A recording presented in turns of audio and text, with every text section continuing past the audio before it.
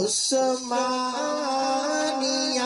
ادارہ ہر آنکھ کا تارا۔ الحمد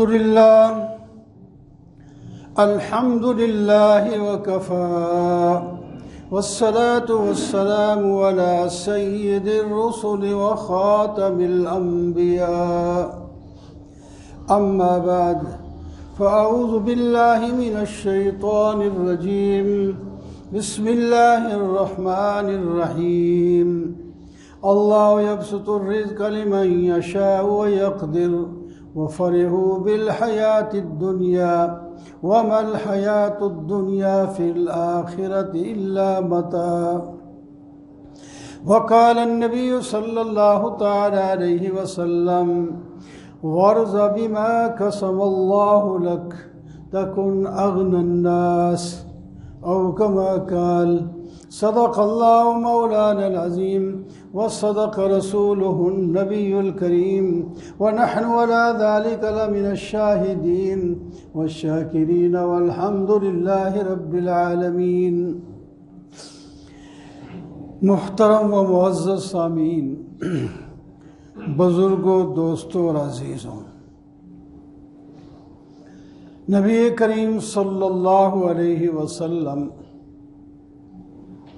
کی محبتوں میں سے، محبت کی علامتوں میں سے ایک یہ ہے کہ آدمی اپنی قسمت پر راضی ہو جائے۔ 2-3 جمعہ سے یہی حدیث چل رہی ہے۔ وارض بما قسم اللہ لک تکن اغنى الناس، اللہ نے جو آپ کی قسمت میں لکھ دیا ہے اس پر راضی ہو جا تو سب سے بڑا غنی بن جائے گا۔ تو غنی بننے کا نسخہ بھی بتا دیا۔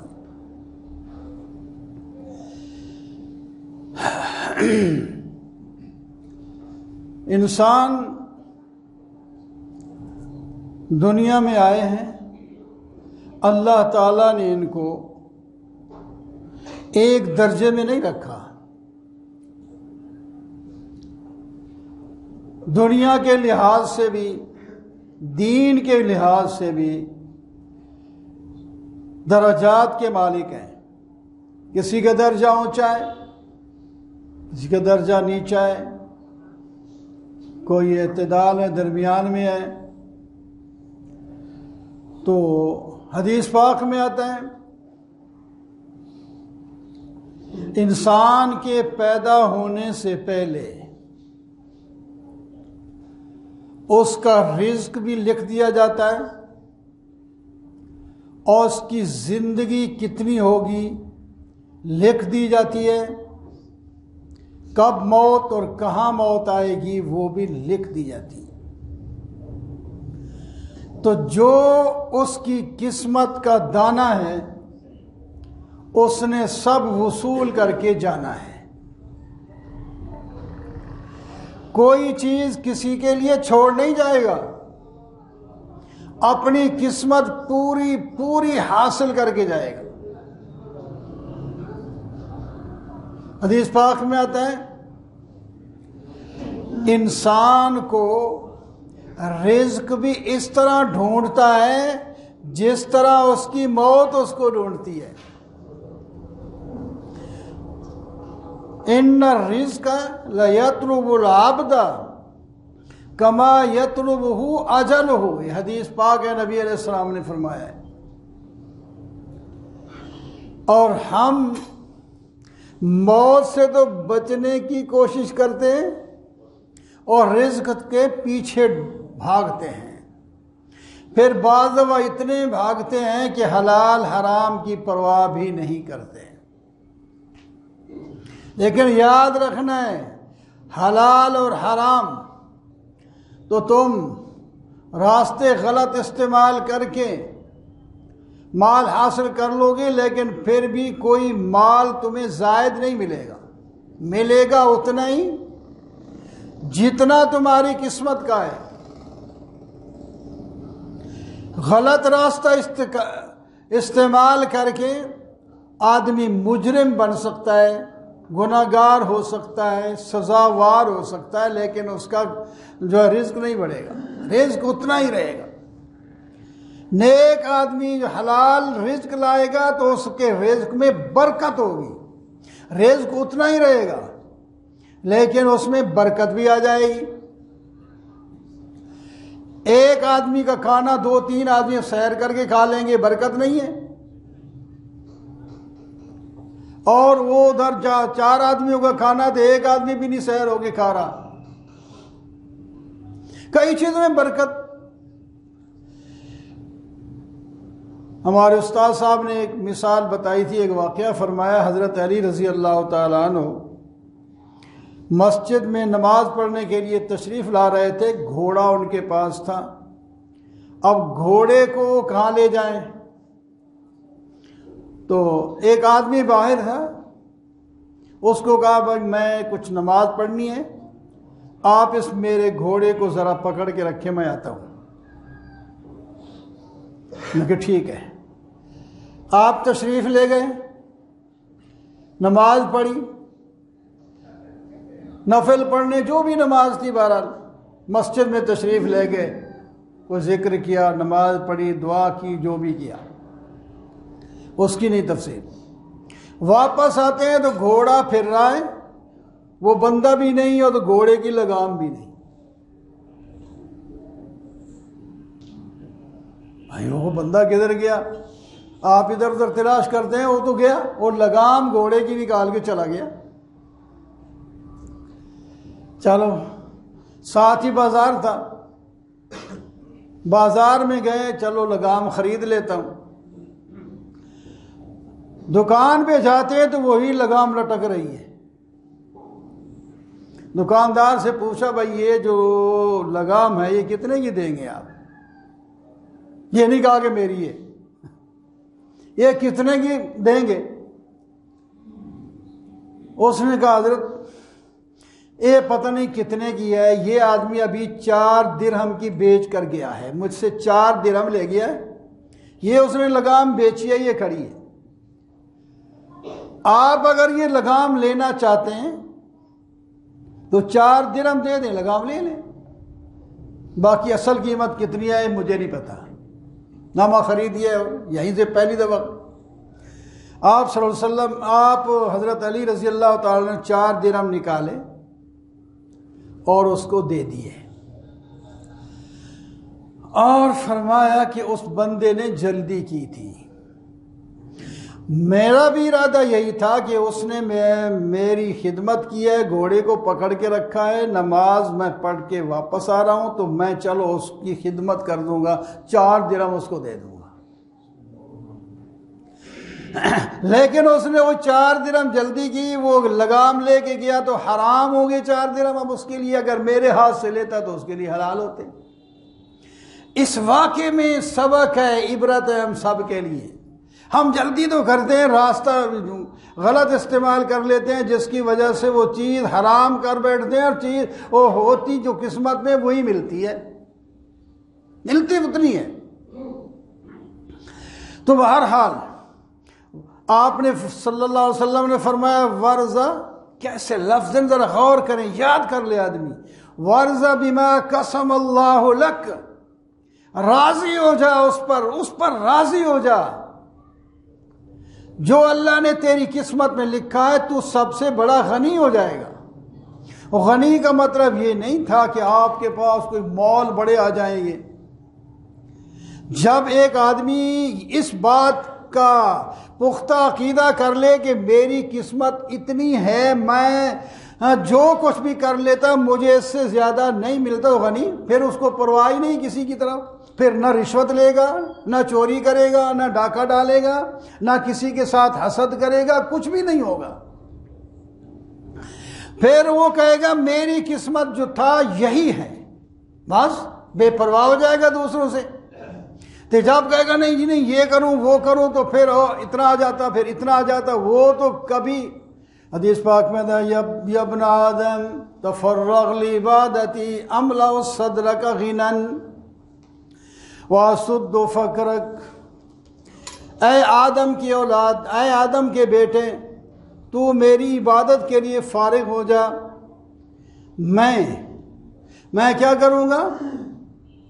تیرا سینہ غنا سے بھر لوں گا اور تیرا فقر اور محتاجی بھی ختم کر دوں گا۔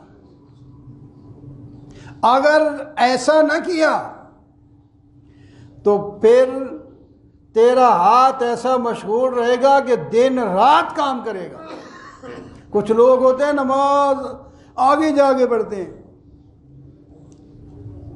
سویرے بہت جانا ہے، اگر نماز پڑھتے ہیں تو نہیں، پڑھتے تو نہیں، جو پڑھتے ہیں تو وہ بھی کہیں جا کے پڑھیں گے، یہ دکان کھولنی ہے، باہر کے گاہک آئیں گے ان کو دینا ہے، دن وہ آئیں گے آخر میں بہت دیر سے، 11 بج گئے 12 بج گئے، کس وقت آئیں گے؟ تو لیکن قسمت جتنی ملے گی اتنی،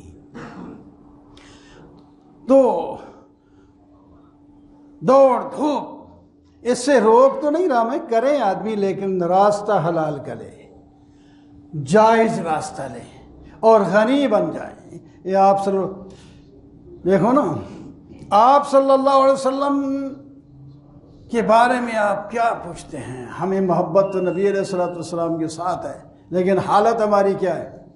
آپ صلی اللہ علیہ وسلم اس وقت بھی جب 100 اونٹ تو قربان کر رہے تھے، حج وداع پر آپ نے کتنے کیے ہیں؟ 100 اونٹ قربان کیے ہیں، اور جو آنے والے مانگتے ہیں تو لپے بھر بھر کے دیتے ہیں۔ اور حضرت صدیقہ فرماتی ہیں اللہ اکبر، جب آپ اس دنیا سے رخصت ہوئے تو دیے کے اندر تیل بھی نہیں تھا،